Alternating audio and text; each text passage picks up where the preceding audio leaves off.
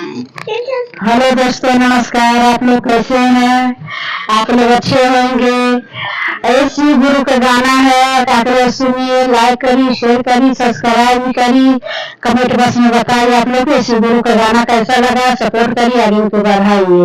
एक बचन हम कइले सासू अम्मा, एक बचन हम कइले सासू अम्मा, हमारे दिलाया कलाला सा पूरा कर तू सासू अम्मा, हमारे दिलाया कलाला सा पूरा कर तू सासू अम्मा।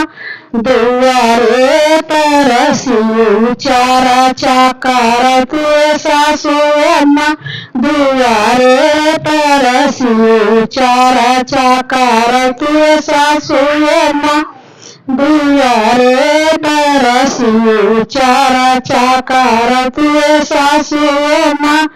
भ्रामिया कसनावा लग तू सासू अम्मा, भ्रामिया कसनावा लग तू सासू अम्मा, भ्रामिया धतुरावा गजयानी दे तू सासू अम्मा, भ्रामिया धतुरा गजयानी दे तू सासू अम्मा। आगाने में चारा चाकार तू सासू अम्मा, आगाने में चारा चाकार तू सासू अम्मा।